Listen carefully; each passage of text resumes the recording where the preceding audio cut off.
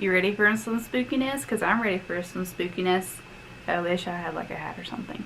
Ooh, I have a pumpkin. Spooky time, woo!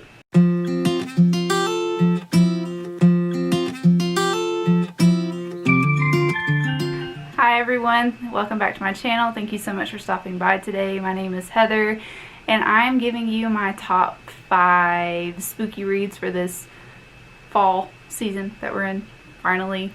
So I have some thrillers and some horror books that I was wanting to share with you that are just a little spooky and that might freak you out just a little bit, because you know we all like to be freaked out around this time of year. So yeah, let's just jump right into it. The first book I did talk about in my September wrap up, and this is by Ultimate Sacrifice. This is called Ultimate Sacrifice by S.E. Green, and this is a culty slash well, it's not slash, it's like a cult novel. This is about a girl named Vicky and her family. Or her brother specifically, finds a dead body that's been mutilated in the woods, and they find out that it is their 4-year-old neighbor's body that has been sacrificed, and they're trying to figure out who did this to her, because you know she's 4 years old, and it just rocks this small rural town in the middle of Tennessee, and people are going against each other. People are trying to figure out what's going on.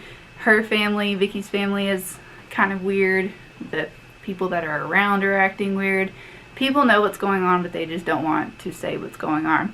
So it just takes you through Vicky's time with trying to figure out the mystery of the murder, and there's some weird things that start happening. That's why I said that it's a cult novel.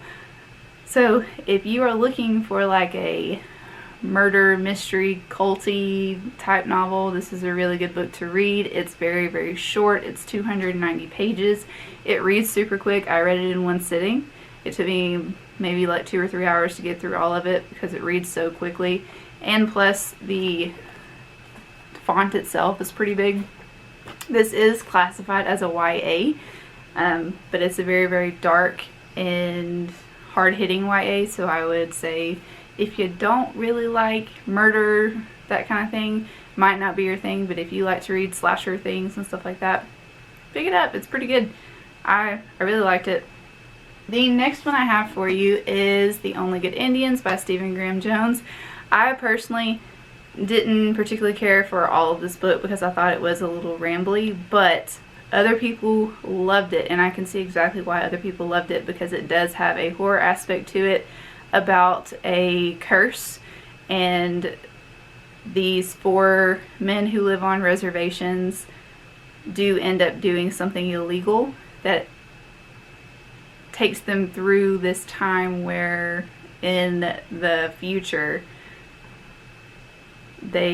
something comes back to get them, and it's an elk woman, and you find out how she developed, and you find out what happens to them, and the horror aspect of this was phenomenal.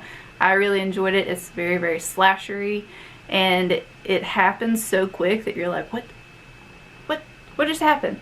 Like the actual horror aspect of it, it happens very quickly, and it's a lot about greed as well. Greed and karma and all that kind of stuff. It's a really cool concept of a horror book, and I've never read it.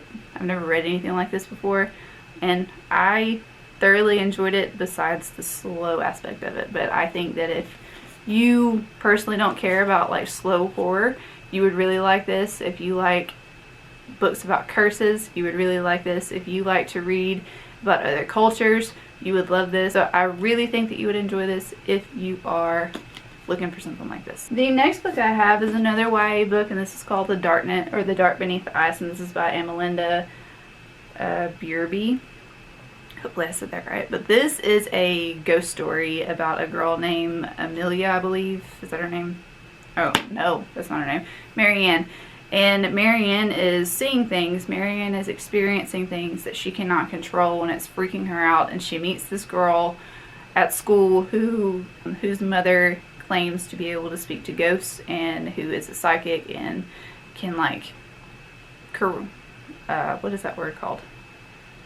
Where you conjure conjure ghosts and she can speak to them and all that kind of stuff. So they come together and they form this relationship, and it's sort of like a romantic relationship that starts to form. And she decides that she wants to have an exorcism, or Marianne wants to have an exorcism to get rid of it, and the exorcism goes wrong and bad things start happening, and it just starts getting really, really bad. And if you like a good ghost story, if you like something that has to deal with demons and that kind of thing, this would be your jam. It is very, very dark. It talks about family issues. It talks about mental health. It talks about all this different types of stuff. So there are more things in it. It also has an LGBTQ plus representation in it that I thought was done well, because they are friends before they start having a romantic relationship and start having feelings for each other. But it's a spooky, spooky read, and the cover is scary too. The cover represents the book so well, because that actually happens in the book. So if you're looking for something spooky that has a little bit more element in it than just the spookiness, you would really, really like this book. Now, this book freaked me out to where I had a hard time sleeping, and that doesn't usually happen to me, because stuff like, usually books, like horror books like this, don't actually scare me. But this one kind of freaked me out a little bit. Read it. It's good. Alright, the next book that I have is a newer release, and this is called The Sundown Motel. This is by Simone St. James, and you probably have heard about this book because it's been everywhere. It was all over the internet a couple years ago. Like, when was this published? Oh, beginning of this year, not a couple years ago. But this is also a true ghost story. It's also like murder mystery, and it's just got a lot of stuff to it. It's a haunted motel. It's a girl that's trying to figure out what happened to her aunt. It's crazy. There's also a serial killer in here. It's just all kinds of stuff packed in one, and it is fabulous. I loved it. I couldn't put this book down. It was so good, and I'm sure that if you have not heard of this, you can look and see all the reviews about it. It is really, really good. And yep. That's all I could say, because it's just that good.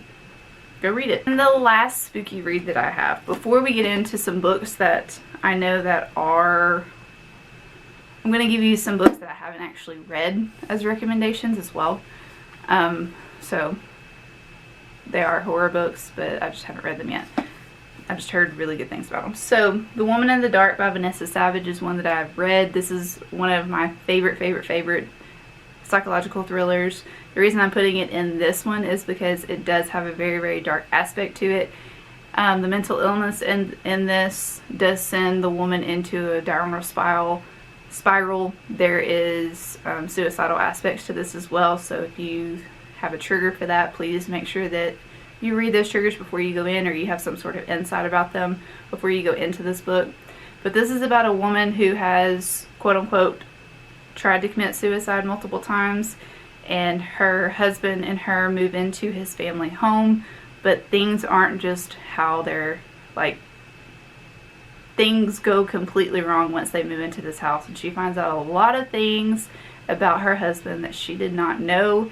And it's set in a coastal town that the house that they are living in is a Victorian house, so it's already creepy enough as it is, and it's just kind of set off on the road, and it's got a lot of spookiness to it. So I highly recommend this book if you are looking for a thriller that has that psychological twist to it, plus there's a house and you don't know what's going on in it, so it's kind of like a haunted house thing. And yeah, it's really, really good. I recommend this book, highly recommend this book. And this was published in 2018, I believe, 19. And it's good. Y'all pick it up. So now I'm going to go gather some books that I haven't read yet, but I picked up because other people told me that they are scary and that they are horror. So BRB. Okay, I'm back. So I picked out 5 more books that I think you would enjoy if you were looking for spookier or horror books around this time. This is The Uninvited, and this is by Jennifer Macahan.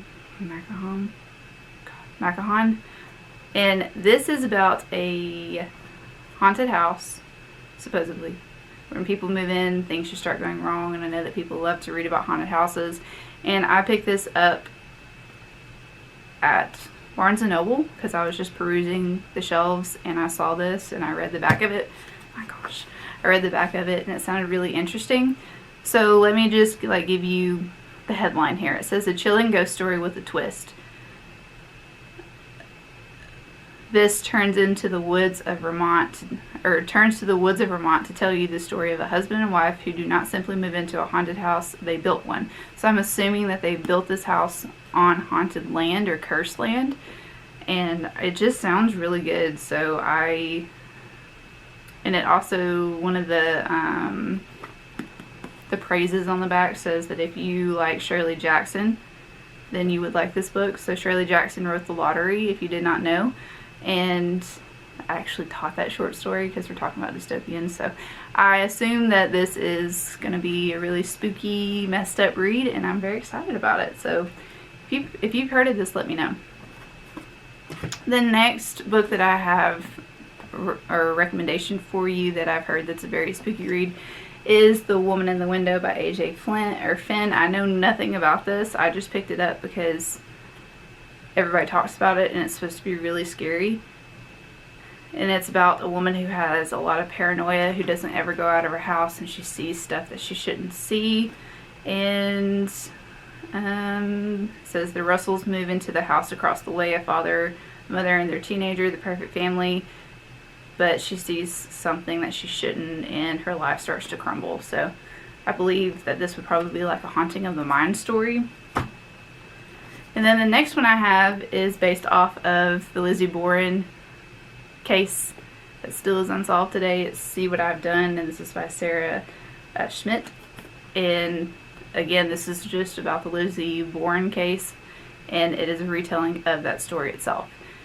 That story, even though we already probably know who did it, it still freaks me out because she's crafty. She's very crafty. And then she just lived her best life after that. And it freaks me out. So if you like retellings, I would pick this up. The next thing is The Troop. And I picked this, and this is by Nick Cutter. I picked this up because I've heard so many people talk about it. And this is supposed to be a body horror story. Not necessarily a horror story like about ghosts or anything. But about stuff that gets under your skin, and it's it's supposed to be really gross. So sometimes I don't mind a gross horror story or a gross horror movie. It just really depends on what type of gross it is. But I've heard that this is really disgusting, and it's based on a deserted island, and it looks creepy anyways. So heard about that, so maybe you'd be interested in that. And then the next one I have, you probably have heard of this, or if you have never read it before, you've heard people talk about it. And this is The Diviners by Liver Bray. This is supposed to be like one of the scariest YA stories that's out there. I've heard nothing but good things about this. And it's based in the 1920s. So it's supernatural. So ghosts and demons and all that kind of stuff. So those are some of my recommendations that I have read and that I also have not read but are on my shelves and I plan on reading at some point. If you have any other recommendations of just fall spooky stories that you think that I would like, or you think that somebody else would like, please link it down or leave it down below in the comments. I hope that you have a fabulous day. I will see you next time. If you haven't hit that subscribe button, click it. It's really easy. But anyways, I will see you on the next one. Have a great day. Bye. Bye.